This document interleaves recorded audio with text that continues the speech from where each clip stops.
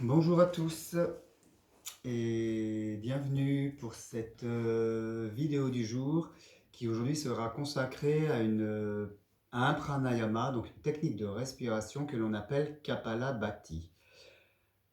Kapalabhati en sanskrit ça veut dire crâne brillant. On l'appelle aussi la respiration du feu. Vous verrez quand on va la pratiquer la raison pour laquelle on l'appelle ainsi. Et son objectif principal, c'est de nettoyer les voies respiratoires. Kapalabhati, ça fait partie des 6 kriyas de nettoyage du corps. On en parlera dans une prochaine vidéo. Et c'est une technique qui est très puissante et qui va vous permettre, notamment dans la période qu'on est en train de traverser, donc de nettoyer vos voies respiratoires et d'augmenter vos capacités pulmonaires. D'accord?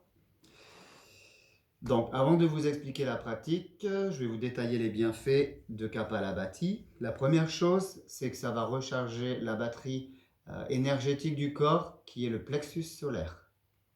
D'accord? Comme je vous l'ai dit, ça va nettoyer les voies respiratoires et tout le système respiratoire. Ça va notamment augmenter vos capacités pulmonaires et ça va vous permettre de nettoyer, de détoxifier vos poumons. Si vous faites de l'asthme ou si vous avez des problèmes avec de bronches, sachez que la pratique de Kapalabhati va décongestionner les bronches en fait et elle va soulager de l'asthme. Ça ne va pas la guérir, mais par contre ça peut apporter des améliorations. La pratique de Kapalabhati va éliminer une grosse partie des toxines et notamment la toxine, les déchets du poumon qui sont les dioxydes de carbone, qui est le dioxyde de carbone, pardon. Ça permet aussi d'augmenter l'apport en oxygène dans le sang et donc dans le cœur et dans le cerveau. Donc qui dit plus d'oxygène dans le cerveau va aussi dire une amélioration de la concentration et l'apport d'un calme mental en fait. On se sent beaucoup plus relaxé, beaucoup plus calme après avoir pratiqué Kapalabhati au niveau du mental. Ça va améliorer la digestion par le fait que l'on va masser les organes internes, d'accord, de la digestion, les intestins, l'estomac, le côlon. Et ça permet aussi de masser tout ce qui est le foie, la rate et la vésicule biliaire. Enfin, ça va améliorer, donc par toutes ces pratiques, ça améliore la santé et surtout ça va accroître votre vitalité. Voilà en gros les bienfaits de Kapalabhati. Comment on pratique Kapalabhati? Kapalabhati, c'est un système de pompe, d'accord, et de rétention. Alternance entre les pompes et les rétentions. Les pompes, c'est inspire-expire, d'accord? Je vais vous montrer comment on pratique les pompes. L'idée, c'est d'expulser l'air le plus rapidement possible en contractant les abdos et en utilisant le diaphragme comme une pompe en fait. Donc je vais vous montrer en soulevant le pull. Il est important de se moucher le nez avant de faire Kapalabhati. Vous verrez pourquoi. Donc, en gros, on inspire et on fait les pompes de cette manière.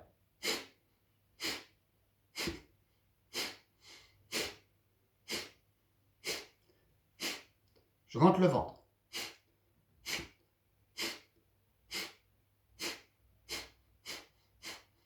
Ok?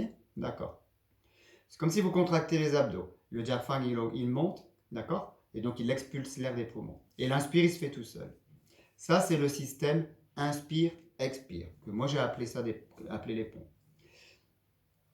Pendant que vous faites les pompes, la concentration, elle se fait sur le plexus solaire, puisqu'on recharge le plexus solaire en énergie.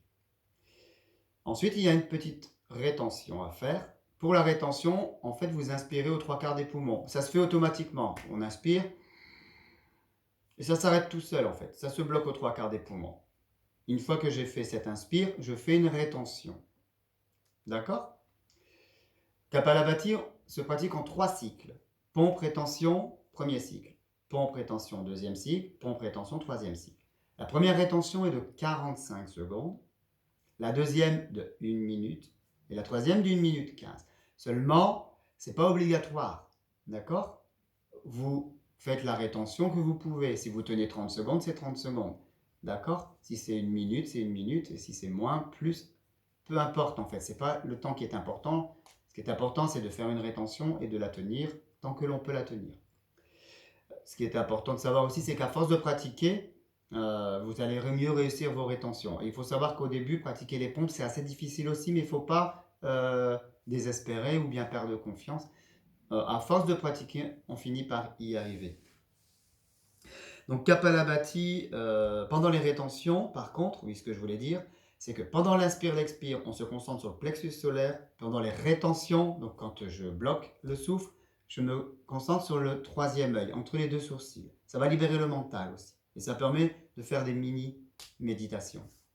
Ce qui est important de savoir aussi, c'est que Kapalabhati active le système nerveux. Il donne beaucoup d'énergie et de vitalité. Peut-être que je l'ai déjà dit, je ne suis pas sûr.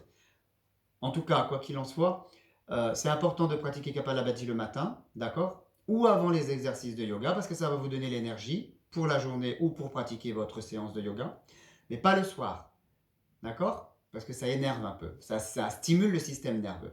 Le soir, c'est mieux de pratiquer Anuloma Viloma, la respiration alternée. Il y a une petite vidéo, si vous voulez, sur ma chaîne YouTube. Enfin, une dernière chose, si jamais vous faites de l'hyperventilation, parce que c'est possible, dans ces cas-là, j'arrête Kapalabhati, je m'allonge sur mon tapis et je me relaxe. D'accord?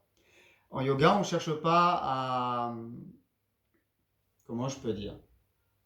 À battre des records, à être meilleur que la veille ou meilleur que mon voisin ou à absolument réussir. Non. Ce qui est important en yoga, c'est d'écouter votre corps.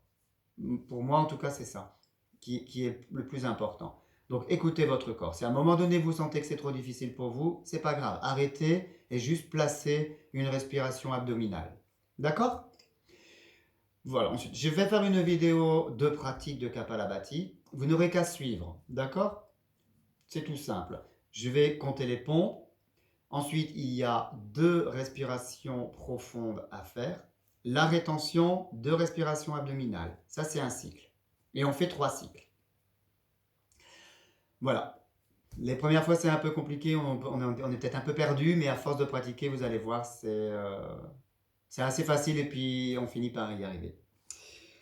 Voilà, je crois que c'est tout ce que j'avais envie de vous dire sur Kapalabhati. Je vous souhaite une belle journée et puis une bonne pratique.